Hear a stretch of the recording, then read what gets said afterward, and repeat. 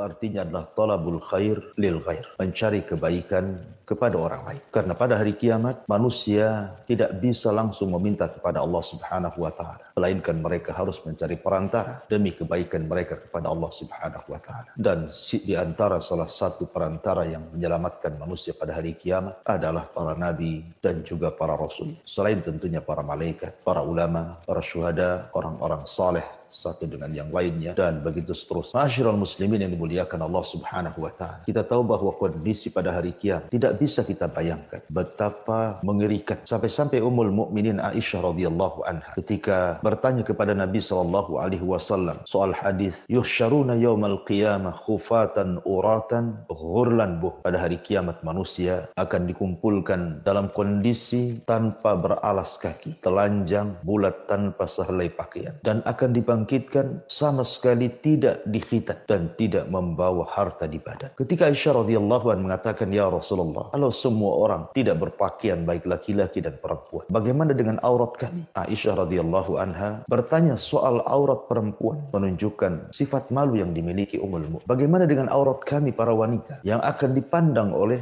kaum laki-laki pada hari kiamat? Karena semua tidak memiliki pakaian. Maka Nabi SAW mengatakan, ya Aisyah, perkaranya jauh lebih dahsyat dibandingkan melihat aurat. Ya, karena pada hari kiamat, yauma yafirrul mar'u min akhi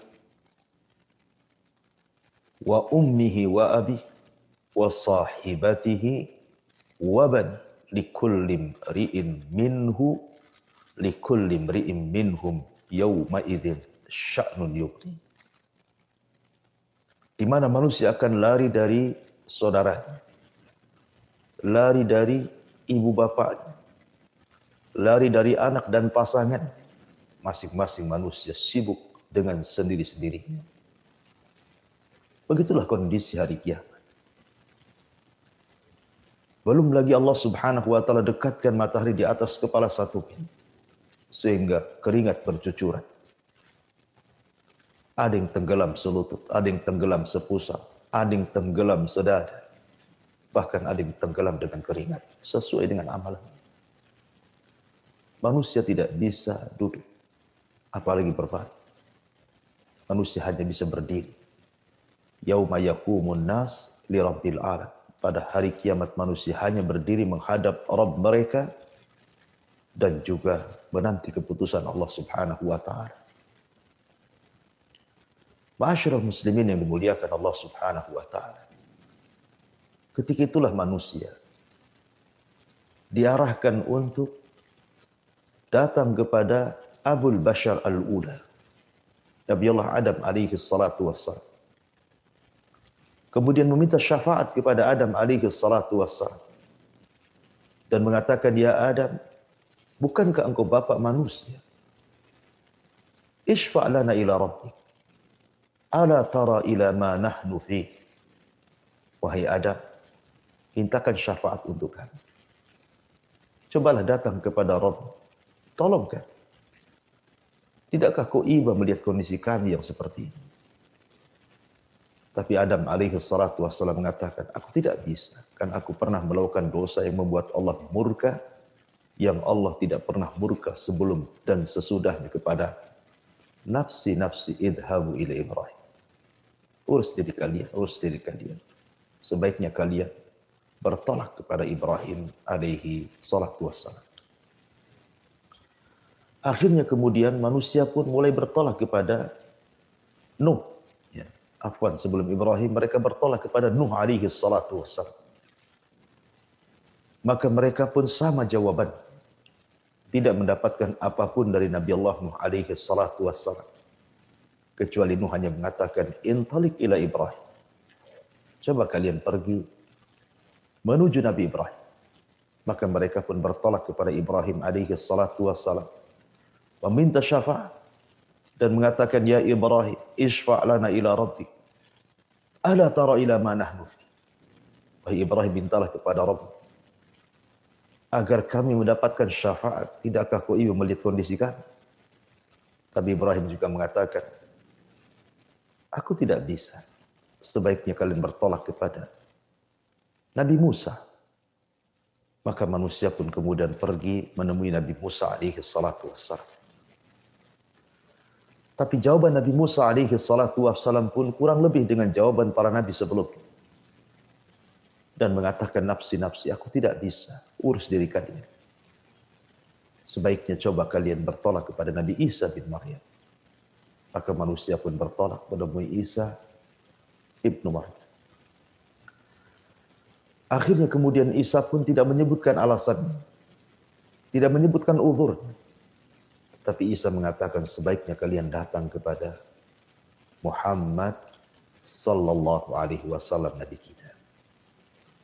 Maka manusia diarahkan menuju Nabi kita. Kemudian Nabi sallallahu alaihi wasallam melihat manusia yang begitu banyak. Sejak Adam sampai manusia yang terakhir mati dengan trompet sangkakala Israfil berkumpul di padang mahsyar. Kemudian Rasul mengatakan, analah, kan ku coba. Akhirnya kemudian Nabi SAW diilhamkan Allah Subhanahu wa taala untuk sujud di bawah arsy Allah Subhanahu wa taala. Dengan sujud yang lama sekali.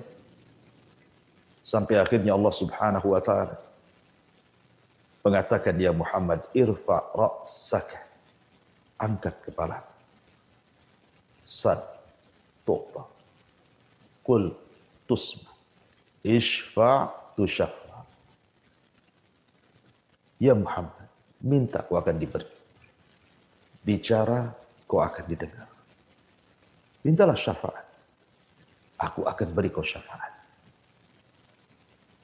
Maka Nabi SAW tiba-tiba teringat umat dan mengatakan, ummati. Ya Allah, umatku. Di antara mereka ada yang masuk neraka. Bisakah kau selamatkan mereka? Maka Allah Subhanahu wa taala mengatakan, ya Muhammad, kalau begitu intalik, pergilah. Faman wajada min ummatika habbata sya'irin aw burrin min iman fa akhrijhu minan nar. Cari umat. Maka siapapun yang kau dapati dari umatmu memiliki sebiji gandum dari keimanan, keluarkan mereka dari api neraka. Kemudian Nabi SAW mengatakan, apakah engkau membatasi berapa jumlah mereka ya Rabb? Maka Allah mengatakan, tidak. Sebanyak mungkin kau selamatkan umatmu yang memiliki sebiji gandum dari keimanan. Keluarkan mereka dari api neraka. Maka Nabi SAW kemudian menyelamatkan umatnya memiliki sebiji gandum dari keimanan. Tapi Nabi SAW tidak puas. Nabi SAW kemudian menghadap Allah Subhanahu wa taala kembali. Kemudian sujud dengan sujud yang lama. Kemudian Allah Subhanahu wa taala katakan, irfa ra'saka ya Muhammad, angkat kepalamu wahai Muhammad. Sal tu'ta, qul tusma, ishfa' tushaffa. Minta kau diberi. Katakan kau didengar. Mintalah syafaat, aku akan beri kau syafaat. Maka Rasul kembali mengatakan, ummati. Ya Rabb, umatku. Di antara mereka ada yang masih masuk neraka. Maka Allah Subhanahu wa taala mengatakan, kalau begitu intalik, pergilah, jumpai umatmu. Man kana fi qalbihi mithqala habbatin min khardalin minal iman fa akhrijhu minan nar. Kalau begitu pergilah wahai Muhammad, temui umatmu. Maka siapapun di antara umatmu yang memiliki iman sebiji atom, keluarkan mereka dari neraka. Kemudian Rasul mengatakan, berapa jumlah mereka ya Rabb? Maka Allah mengatakan, sebanyak-banyaknya. Maka Nabi SAW menemui umatnya dan menyelamatkan orang-orang yang sudah divonis masuk neraka. yang memiliki sebiji atom dari keimanan, maka Rasul mengeluarkan mereka. Cukup sampai di sini? Tidak. Nabi SAW masih sayang dengan umatnya. Nabi SAW kemudian sujud kembali.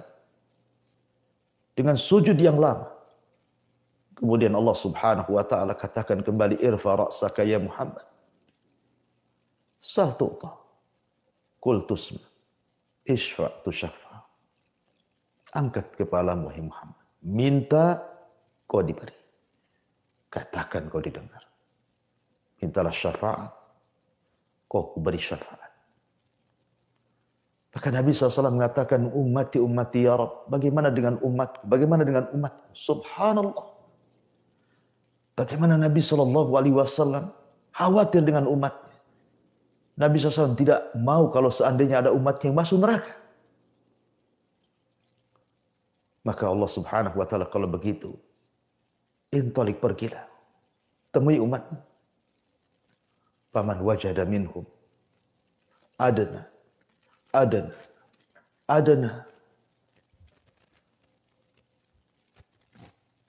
Maka barang siapa yang kau dapati dari mereka ada keimanan yang lebih rendah min habbati khardali, dari biji atom, fa akhrijhum minan nar, kau keluarkan mereka dari api neraka. Maka Nabi SAW kemudian pergi dan menyelamatkan orang yang lebih kecil lagi dari biji atom di hati-hati umat yang memiliki keimanan. Maka Nabi SAW mengeluarkan mereka dari api neraka. Cukup sampai di sini? Tidak. Nabi SAW tetap sujud. Sehingga Allah Subhanahu wa ta'ala mengatakan, angkat kepalamu. Katakan kau didengar. Minta kau diberi. Mintalah syafaat. Ku beri kau syafaat. Akhirnya kemudian Nabi SAW mengatakan, ummati. Ya Rabb, umatku gimana? Aku minta kepadamu ya Rabb, keluarkan di antara umatku yang mereka mengucapkan kalimat la ilaha illallah. Maka Allah Subhanahu wa ta'ala mengatakan, ya Muhammad, itu bukan hak. Kalau itu sudah hak, aku akan mengeluarkan dari umatmu orang yang mengucapkan kalimat la ilaha illallah. Makanya Abu Hurairah ketika bertanya soal syafaat kepada Nabi SAW, maka Rasul mengatakan, as'adun nas yaumal qiyamah bi syafaati man qala la ilaha illallah. Orang yang paling bahagia pada hari kiamat dengan syafaat, kata Rasul, adalah orang yang mengucapkan kalimat la ilaha illallah. Ada di antara manusia yang diselamatkan oleh syafaat Rasul, umat yang sudah terlalu lama di neraka, sehingga kondisi mereka seperti mentimun kecil yang kering, dikeluarkan dari api neraka.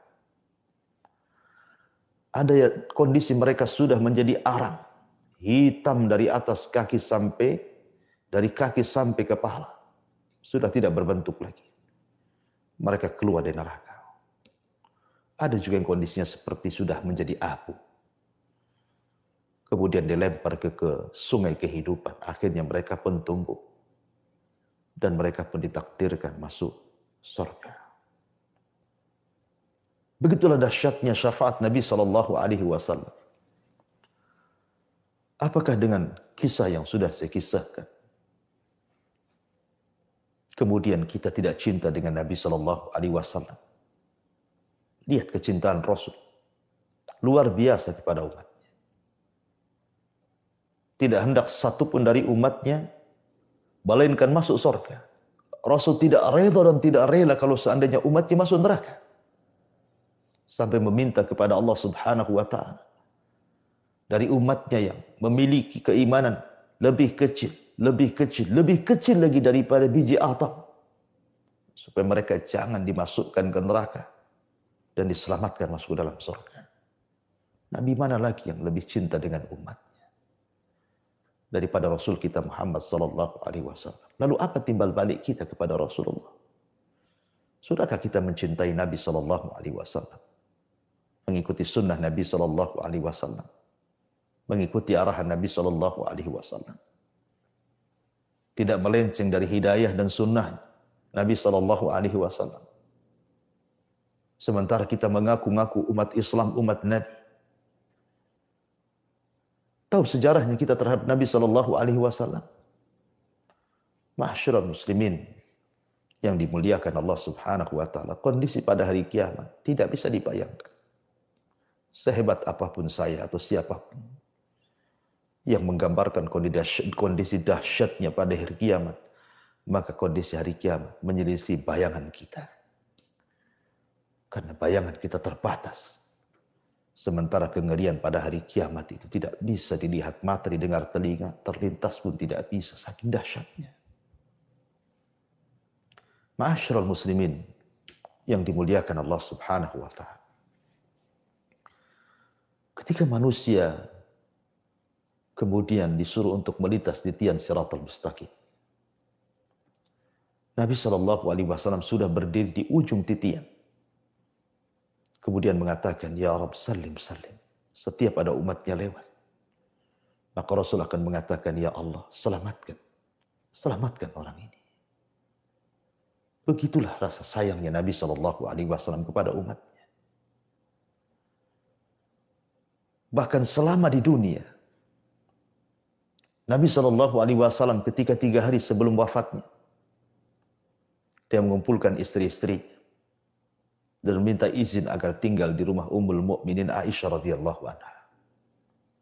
Dan semua istrinya mengizinkannya. Dipapahlah Rasul oleh Ali radhiyallahu anhu dan juga Abbas.